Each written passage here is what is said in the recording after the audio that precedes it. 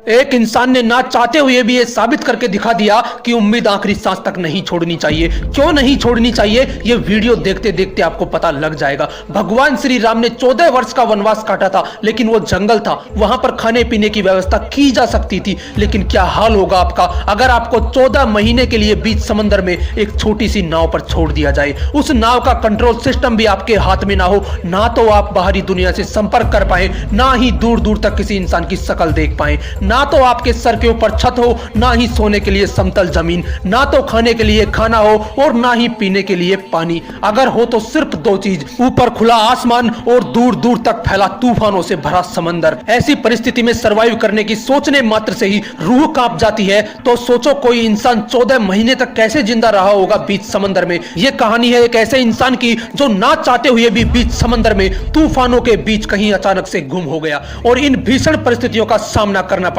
पूरी पृथ्वी पर जितनी भी जमीन मौजूद है उसे मिला भी दिया जाए तो भी उससे 3 गुना बड़ा है पैसिफिक ओशियन। अगर यहां कोई खोता है तो बहुत कम चांस होते हैं कि उसे ढूंढा जा सके। यह कहानी है सैल्वाडोर एल्वरंगा की, जो मैक्सिको का रहने वाला एक मछुआरा था। वो रोज पैसिफिक ओशियन से मछलियां पकड़कर अपने परिवार का गुजारा करता था। रोज की ही तरह 17 नवंबर 2012 को वो अपने दोस्त कोर्डोबा के साथ मछली पकड़ने के लिए समंदर में गया। जिस नाव में बैठकर वो मछली पकड़ने जा रहे थे वो 7 मीटर लंबी थी। वो नाव ऊपर से पूरी खुली हुई थी, मतलब कि उस नाव के ऊपर कोई छत नहीं थी। उस नाव के अंदर सिर्फ एक छोटा सा आइस बॉक्स था जिसमें वो मछली पकड़कर रखते थे और उस नाव को चलाने के लिए एक छोटी मोटर लगी हुई थी। उन्हें इस बात का अंदाजा हो चुका था कि तूफान आने वाला है, लेकिन मछलियां पकड़ने के लिए वो फिर भी समंदर में उतरे और रिस्क लेकर किनारे से 120 किलोमीटर दूर पैसिफिक ओशियन की तरफ बढ़े। रात के करीब 1 बजे वो समुद्री तूफान की चपेट में आ गए।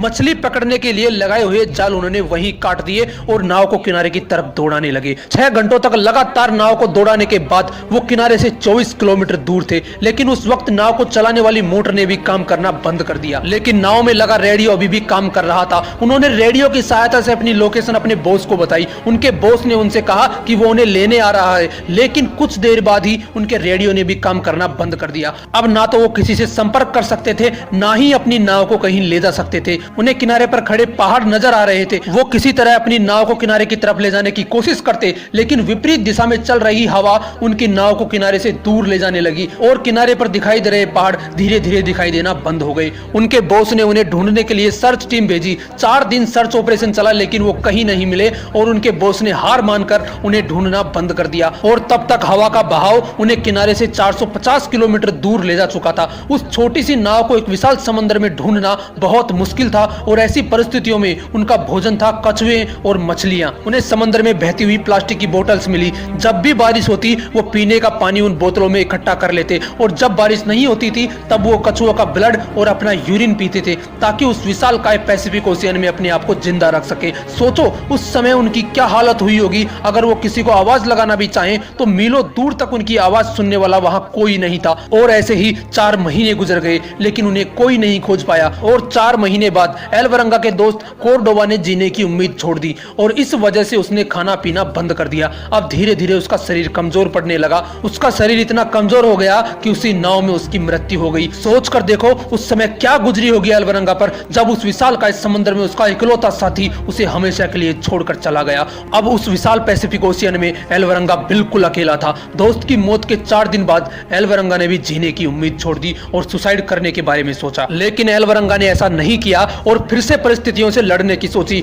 और सरवाइव करता रहा। लगभग 8 महीने बाद एक कार्गो शिप वहां से गुजरी। एल्वरंगा ने वहां से खड़े होकर इशारे भी किए, लेकिन नाव छोटी होने के कारण किसी का भी ध्यान उसकी तरफ नहीं गया और शिप सीधा निकल गया। महीनों से वो जिस घड़ी का इंतजार कर रहा था वो आखिरी उम्मीद भी उसके बहुत करीब से निकल गई। सोचकर देखो उस समय उस पर क्या गुजरी होगी। वो फिर से उसी समंदर में अकेला रह गया। 11 महीने के अंदर वो उसी छोटी सी नाव से 8000 किलोमीटर का सफर तय कर चुका था। इन 11 महीनों में उसने कड़ाके की धूप, कंपकपा देने वाली सर्दी और बरसात को सहा और फिर भी उसकी जंग जारी थी। आखिरकार 30 जनवरी 2014 को उसे पानी में तैरते हुए नारियल और आसमान में उड़ते हुए पक्षी दिखाई दिए। एल्वरंगा समझ गया कि जमीन कहीं आसपास है। एल्वरंगा को एक टापू दिखाई दिया। उस समय वो टापू उसके लिए किसी स्वर्ग से कम नहीं था। उसने तुरंत नाव से जंप लगाया और तैरकर उस टापू पर पहुंचा। 438 दिनों के बाद उसने जमीन पर पैर रखा था। उस टापू पर उसे एक घर दिखाई दिया और वहां पर और 438 दिनों बाद उसकी किसी इंसान से मुलाकात हुई। उसके बाद वो अपने घर गया और अपनी इस पूरी जर्नी की एक किताब लिखी। ना चाहते हुए भी उस बंदे ने एक ऐसा वर्ल्ड रिकॉर्ड बना दिया जिसे कोई नहीं तोड़ना चाहेगा। दोस्तों, ये कहानी हमें एक बहुत बड़ी सीख देती है कि हमें आखिरी सांस तक हार नहीं माननी चाहिए। अगर उसका दोस्त भी हार नहीं मानता तो वो भी आज जिंदा होता। इसलिए हमें आखिरी सांस तक हर संभव प्रयास करना चाहिए। और एक बात जो मैं मेरी वीडियोज में अक्सर बोलता हूँ, कोशिश करो जब तक ऊपर वाला दम ना निकाल दे। आए हो निभाने किरदार जमी पर तो कुछ ऐसा कर दो कि जमाना मिसाल दे। अगर वीडियो अच्छी लगी तो इसे लाइक कीजिए।